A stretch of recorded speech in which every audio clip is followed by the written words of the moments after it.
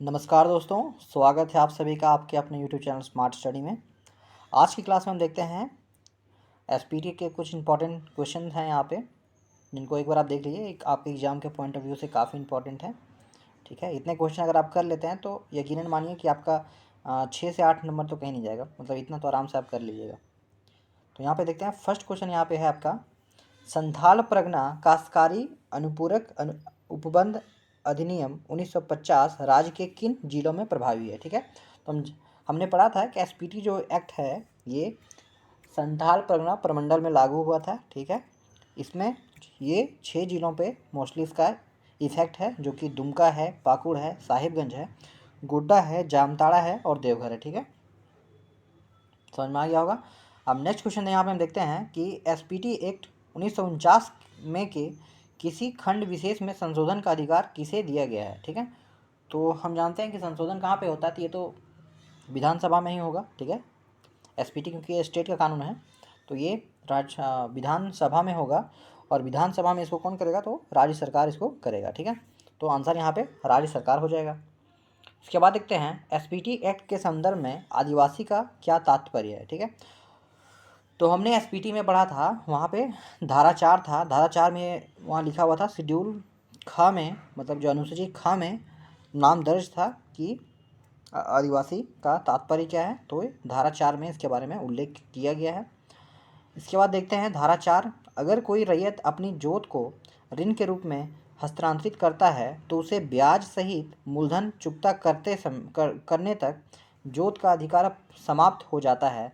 इस अवस्था में रैयत को किस नाम से जाना जाता है। ठीक है, तो अगर कोई रैयत ऋण के बदले में अपना कोई भूमि उसको देता है तो उसको वो क्या बोलते हैं, भुगत बंद रैयत उसको बोलते हैं। इसका आंसर क्या हो जाएगा, भुगत बंद रैयत। ठीक है, आगे का क्वेश्चन यहाँ पे देखते हैं, एसपीटी एक्ट 1949 के अंतर्गत आने वाले वैसे ग्राम जिसमें ना कोई मूल रैयत हो और ना ही कोई ग्राम प्रमुख नियुक्त हुआ हो तो क्या कहलाता है, तो वैसे ग्राम को क्या बोलते हैं, खास ग्राम बोलते हैं। ना तो इसमें मूल रैयत होता है, ना ही कोई ग्राम का कोई प्रमुख होता है, तो वैसे गांव को क्या बोलते हैं, खास ग्राम बोलते हैं। फिर एसपीटी एक्ट के अंतर्गत ग्राम प्रमुख को किन नामों से संबोधित किया जाता है, तो ग्राम प्रमुख को हम क्या क्या नाम से संबोधित करते हैं, तो मुस्तजीर या मांझी के नाम से उसको संबोधित किया जाता है। ठीक है, ये संथाल परगना की बात हो रही है, तो वहाँ पे जब उसका पंचायती व्यवस्था हम अगर वहाँ पे पढ़ते हैं तो उसमें ये साफ साफ वहाँ पे मेंशन है कि वहाँ का जो प्रमुख होगा उसको मांझी कह करके संबोधित करते हैं। ठीक है, खास ग्राम में ग्राम प्रमुख की नियुक्ति कौन करता है, तो खास ग्राम में जो होगा ग्राम प्रमुख की नियुक्ति उपायुक्त के माध्यम से की जाती है। ठीक है, नेक्स्ट क्वेश्चन देखते हैं, खास ग्राम में नियुक्ति ग्राम प्रधान या सामान्य गांव में नव नियुक्ति ग्राम प्रधान को जमींदार द्वारा जमाबंदी एवं खेवट खतियान की प्रति कितने दिनों में उपलब्ध कराना अनिवार्य होगा। ठीक है, मतलब ज़मीन से जुड़े हुए जितने भी कागजात होंगे, प्रतियाँ उसकी होंगी, वो लैंडलॉर्ड होगा, भूस्वामी जो होगा वो ग्राम प्रधान को उपलब्ध करवाएगा। तो उसका जो समय सीमा है कि कितने दिनों के अंदर वो उसे उपलब्ध करवाएगा, तो वो है 3 महीने के भीतर क्या करेगा, उसको उपलब्ध करवा देगा। ठीक है, आगे क्वेश्चन देखते हैं, क्वेश्चन नंबर यहाँ पे 9 में है, ग्राम प्रधान द्वारा मूल रैयत या रैयतों से वसूला गया जुर्माना किस मद में रखा जाता है। ठीक है, तो जो ग्राम प्रधान होगा वो रैयत और मूल रैयत से जो भी जुर्माना उसे वसूली करेगा तो उसको क्या रहेगा, पुरस्कार निधि में उसको रखा जाता है। ठीक है, प्रधान की पुरस्कार निधि में रखा जाएगा, और उस निधि को डीसी के जो भी उपायुक्त होंगे उसके नियमानुसार उसको क्या किया जाता है, आदेशानुसार उसको फिर खर्च किया जाता है। ठीक है, एसपीटी एक्ट के किस धारा के तहत रैयत को भूमि के उपयोग संबंधित अधिकार प्राप्त हैं। ठीक है, तो भूमि के संबंधित जो भी अधिकार रैयत को प्राप्त हैं वो आर्टिकल 19 में दिया गया है। इसके बाद किस धारा के तहत रैयत को भूमि से बेदखल करने का अधिकार सिर्फ आयुक्त को है, तो ये आर्टिकल 14 में दिया हुआ है, ये भी हमने पढ़ा है सब। ठीक है, अगर आपको अगर किसी भी इसके आर्टिकल्स में अगर आपको डाउट्स होगा तो हमने प्लेलिस्ट में एसपीटी के नाम से प्लेलिस्ट बना रखा है, वहाँ पे जा करके आप देख सकते हैं। वहाँ मैंने सारे सेक्शन को एक्सप्लेन किया है, और जिसके सबके इम्पोर्टेंट पॉइंट्स को मैंने बताया है। काफ़ी कम समय में मैंने बेहतर तरीके से चीज़ों को एक्सप्लेन किया है, ताकि आपका समय वेस्ट ना हो, कम समय में आप ज़्यादा चीज़ों को ग्रैप्स कर सकें। ठीक है, बढ़ते हैं नेक्स्ट क्वेश्चन की ओर। तो किस धारा के तहत रैयत को अपनी जोत में मत्स्य पालन का अधिकार है? ठीक है, तो मछली पालन का जो भी अधिकार होगा वो आर्टिकल 16 में दिया गया है। ठीक है, धारा 17 के अंतर्गत रैयत अपनी भूमि पर कोई भी वृक्ष या बांस उगा सकता है, परंतु इस नियम का अपवाद कौन सा वृक्ष है? ठीक है, तो धारा 17 के अंतर्गत जो रैयत होगा वो अपनी भूमि पर वृक्ष उगा सकता है, परंतु इस अपवाद में कौन रखा गया? तो महुआ को रखा गया है। ठीक है, वही अगर महुआ का कटाई करना होगा तो इस केस में वो एसडीओ से परमिशन उसको लेना पड़ेगा, तब जाकर के वो महुआ को काट सकता है। ठीक है, रैयत अपनी भूमि का प्रयोग स्वयं के लिए भवन निर्माण हेतु कर सकता है। किस धारा में यह प्रावधान किया गया है? तो आर्टिकल 18 में यह प्रावधान है 18 में कि रैयत है वो भवन निर्माण के लिए भूमि का प्रयोग कर सकता है। इसके बाद है एसपीटी एक्ट के तहत वह न्यूनतम राशि क्या है जिससे कम राशि का लगान होने पर जोत का उप विभाजन प्रतिबंधित है? ठीक है, तो अगर मिनिमम कितना, अगर 3 रुपये तक उसका राशि अगर पहुंच गया होगा तो क्या होगा? उसका फिर फर्दर उप विभाजन नहीं होगा। ठीक है, ये भी हमने पढ़ा था। तो किसी भी लगान का जोत का अगर विभाजन हो चुका है, अगर उसका राशि अगर 3 रुपये तक पहुंच जाता है तो उसका फर्दर फिर डिवीजन नहीं होगा, मतलब इससे कम राशि तक उसका डिवीजन नहीं हो पाएगा। तो ये आपको याद रखना है, 3 रुपये तक का है। ठीक है, इसके बाद क्वेश्चन नंबर 16 यहाँ देखते हैं। आर्टिकल 20 के तहत किसी अनुमंडल में रहती भूमि का पट्टा उपायुक्त के पूर्व अनुमति से किस काल अवधि के लिए किया जा सकता है? तो 1 वर्ष के लिए क्या किया जा सकता है?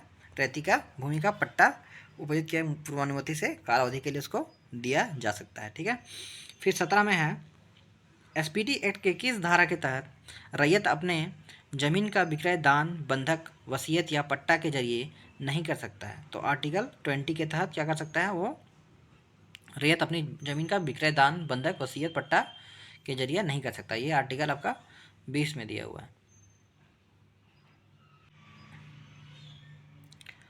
अब हम बढ़ते हैं अपने नेक्स्ट क्वेश्चन की ओर। तो यहाँ पे हम देखते हैं कि एसपीटी एक्ट 1949 में कोई आदिवासी रैयत किसी दूसरे आदिवासी रैयत को भूमि हस्तांतरित कर सकता है, परंतु इस संदर्भ में भौगोलिक परिसीमा किस इकाई को रखा गया है? तो अनुमंडल, परगना और तालुक को रखा गया है। ठीक है, धारा 21 के अंतर्गत गैर आदिवासी रैयत को अपने धान का खेत भूगतबंद या पूर्व भोग रखने का अधिकार किन शर्तों के साथ होता है? उत्तर में है कि भूमि बंधक रखने वाले बैंक, अनाज गोला को, सोसाइटी को, संथाना प्रणाली किसी रैयत को। ठीक है, मतलब यहाँ पे क्या कर सकता है? भूगतबंद रख सकता है। फिर धारा यहाँ पे 20 क्वेश्चन में देखते हैं, 20 नंबर क्वेश्चन में। तो गैर आदिवासी रैयत अपनी भूमि को अधिकतम कितने वर्ष के लिए भूगतबंद रख सकता है? तो वो है 6 वर्ष के लिए रख सकता है। ठीक है, मैक्सिमम 6 वर्ष के लिए वो भूगतबंद रख सकता है। ये एसपीटी के केस में।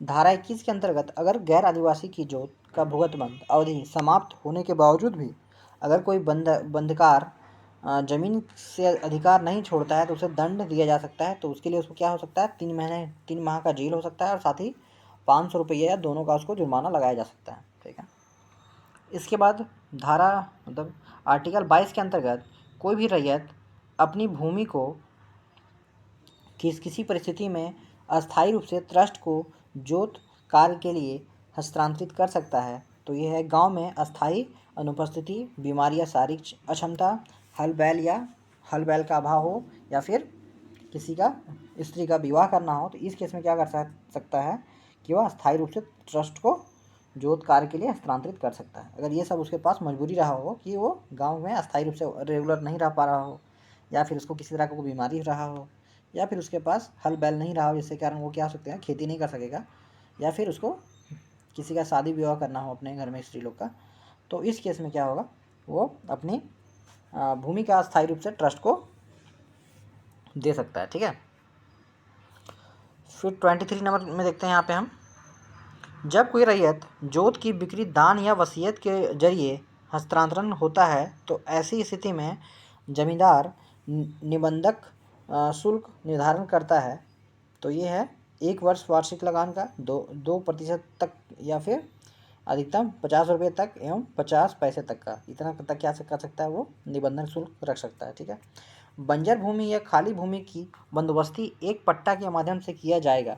इसका प्रावधान किस अनुच्छेद में है? तो ये धारा 27 में दिया गया है। ठीक है, किसी ग्राम प्रमुख या जमींदार द्वारा बंजर भूमि में बंदोबस्ती करने हेतु किसकी मंजूरी अनिवार्य होती है, ठीक है, तो ये उपायुक्त की है, ठीक है।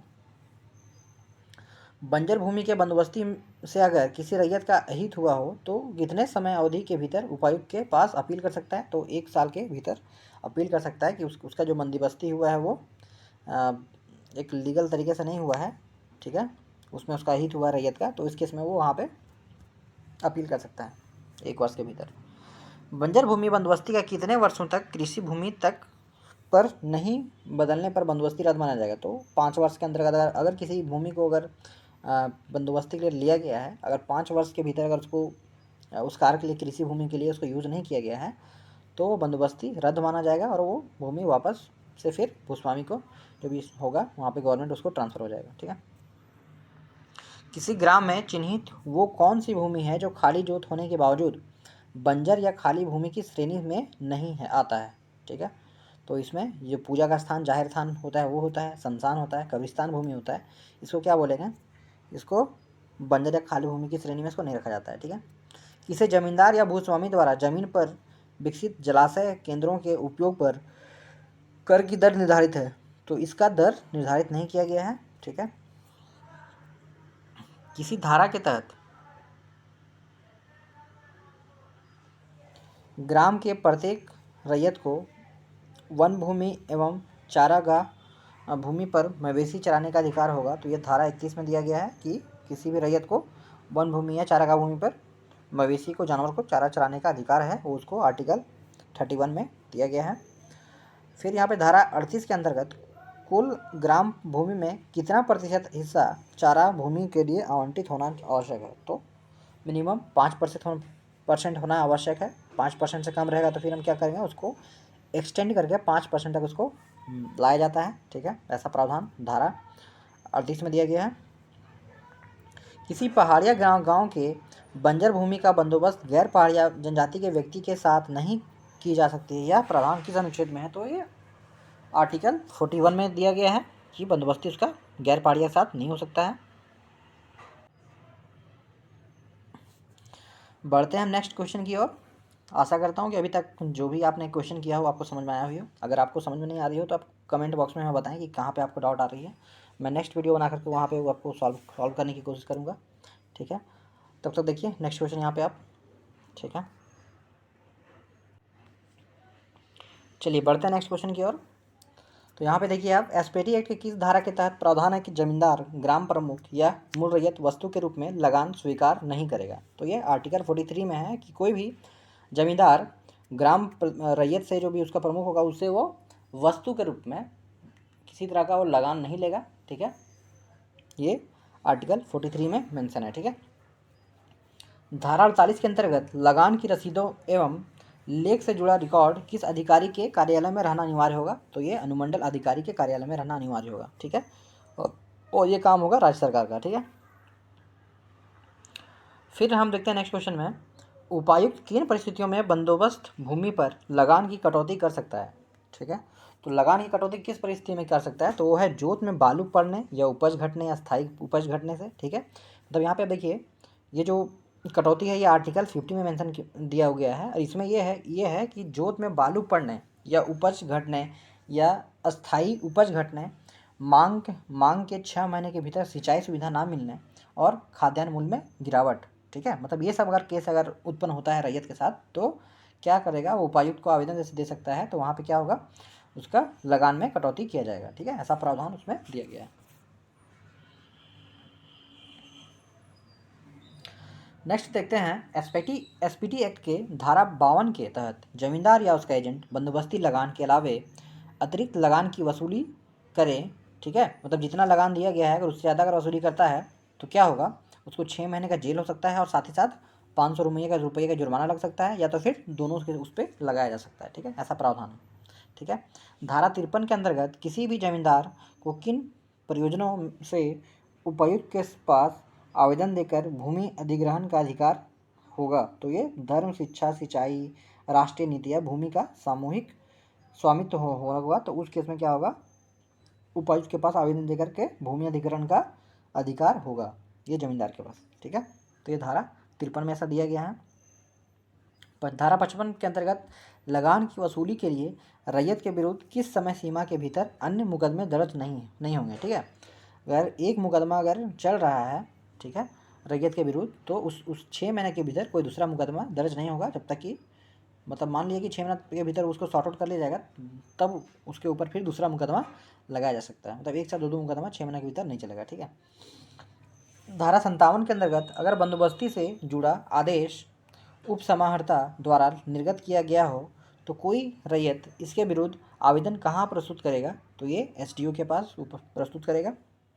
एसपीटी एक्ट की किस धारा में प्रावधान है कि उपायुक्त अपने द्वारा निर्गत किए गए आदेश का पुनरावलोकन कर सकता है। ठीक है, तो ये आर्टिकल 16 में दिया गया है।